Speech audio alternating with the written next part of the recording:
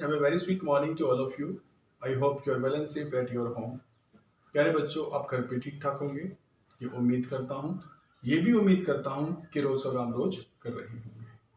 आज जो चीज मैं आपको पढ़ाने वाला हूँ, जो टॉपिक मैं आपको पढ़ाने वाला हूँ, उस टॉपिक का नाम है feature of a good table. एक अच्छी टेबल में कौन कौन सी फीचर्स होनी चाहिए, कौन कौन सी विशेषताएं होनी चाहिए, या फिर एक अच्छी टेबल को बनाने के लिए किन गाइडलाइंस की जरूरत होती है, वो गाइडलाइंस कौन कौन सी है।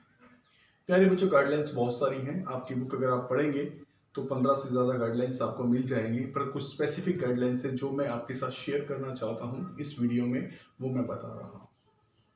एक अच्छी टेबल के अंदर क्या फीचर होने चाहिए, या एक अच्छी टेबल को बनाने के लिए किस प्रकार की गाइडलाइंस की ज़रूरत होती है, वो गाइडलाइंस कौन सी है। पहली गाइडलाइंस है, एक अच्छी टेबल के ऊपर टाइटल जरूर होना चाहिए, और टाइटल ऐसा होना चाहिए बेटा जो हमारे ऑब्जेक्टिव ऑफ स्टडी से मेल खाता हो। हमारा ऑब्जेक्टिव है, जो हमारा उद्देश्य है, जो टेबल जिस पर्पस के लिए हम बनाना चाहते हैं, उस पर्पस के अकॉर्डिंग टाइटल होना चाहिए, ताकि उस टाइटल से स्पष्ट पहचाना जा सके कि टेबल इस चीज से कंसर्न करती है, इस चीज से रिलेटेड है। तो पहली बात है कि एक टेबल के ऊपर टाइटल मेंशन होना चाहिए, वो भी ऑब्जेक्ट ऑफ स्टडी के अकॉर्डिंग। एक टेबल जो है वो इस प्रकार से बननी चाहिए कि उसमें कंपैरिजन हो सके। उसकी जो सेल्स होती हैं, उस सेल्स के अंदर डाटा दूसरी किसी टेबल से कंपेयर किया जा सके, अर्थात अ टेबल शुड फैसिलिटेट, एक टेबल फैसिलिटेट करनी चाहिए, इस प्रकार की सुविधा देनी चाहिए एक टेबल को कि उसको एक से दूसरी टेबल के साथ कंपेयर किया जा सके। कंपैरिजन को फैसिलिटेट करने वाली टेबल्स होनी चाहिए, ताकि उन्हें आपस में कंपेयर किया जा सके, ताकि जो डिसीजन आगे लेने हैं वो लिए जा सके।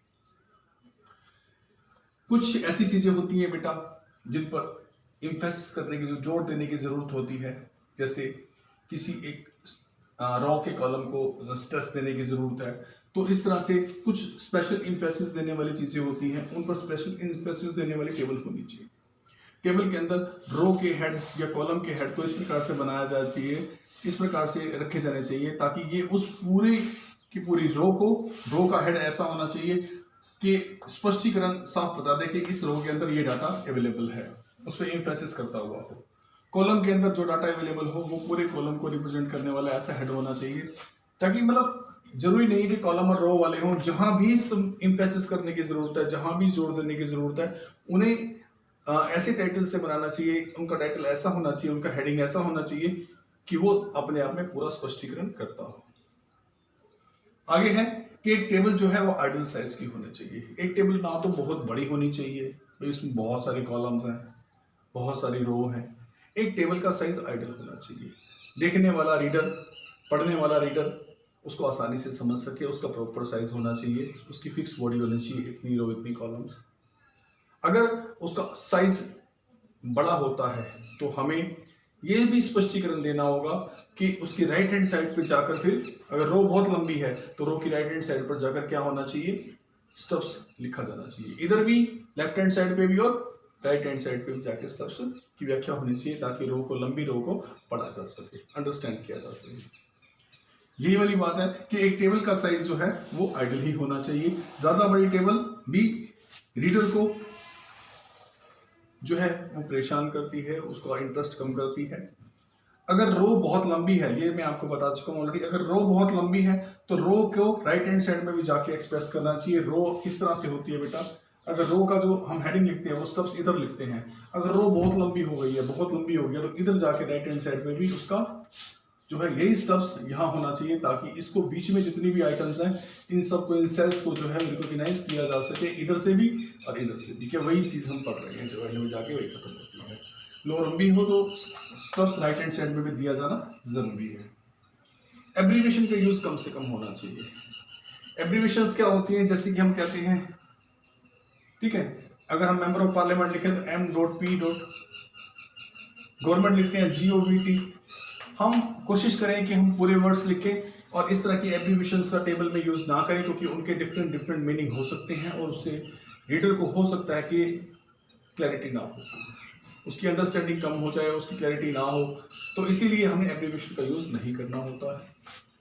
सातवीं जो मेन गाइडलाइंस आपको मिली है, या जो एक अच्छा फीचर होना चाहिए एक टेबल के अंदर, वो ये है कि अगर जरूरत हो, आपकी टाइटल, आपका हेडिंग अगर कुछ ऐसा है कि टेबल के बारे में बहुत कुछ कहता है, लेकिन फिर भी कुछ और बताने की जरूरत है। जो विशेष है इस टेबल के नीचे फुट नोट में लिखा जा सकता है, और फुट नोट को दर्शाने के लिए किसी स्टार या किसी एक ऐसे सिंबल का यूज कर लेना चाहिए।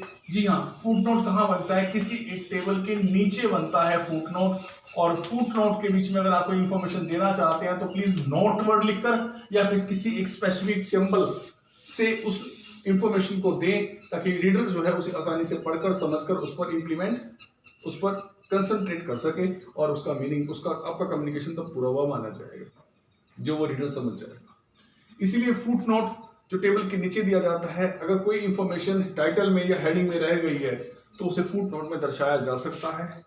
ज्यादातर फुट नोट डाइट चार्ट का हो सकता है, या फिर बच्चों के वैक्सीनेशन के संबंध में कोई इंफॉर्मेशन देने वाला हो सकता है, कि इस प्रकार से फुट नोट डॉक्टर्स के चार्ट में दिए होते हैं, और हमें उन्हें स्पेसिफिक करके देना चाहिए। कोई स्टार लगा के, कोई निशान लगा के देना चाहिए, ताकि वो आसानी से समझ सके और उसका जो है वो अंडरस्टैंडिंग माइंड में उसको पहुंचाए।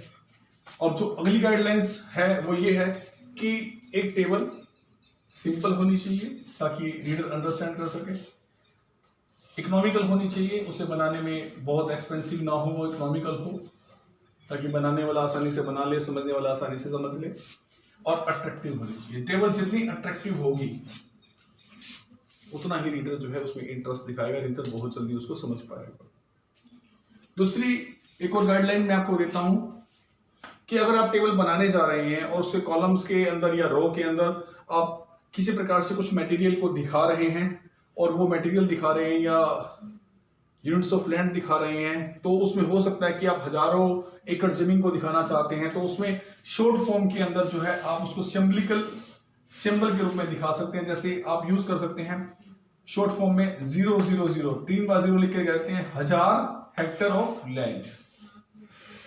तो कई बार टेबल में हमें जमीन के बारे में दिखाना है, प्रोडक्शन के बारे में दिखाना है, या मटेरियल के बारे में दिखाना है कि 1000 टन्स ऑफ मटेरियल, आयरन है, कॉपर है, कुछ भी है।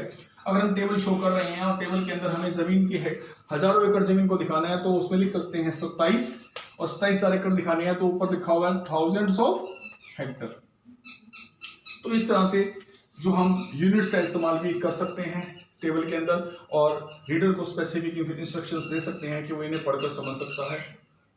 जी हाँ बच्चों, यूनिट का इस्तेमाल करना भी ज़रूरी होता है जब हमें कुछ समझाना होता है। जी हाँ, रीडर को।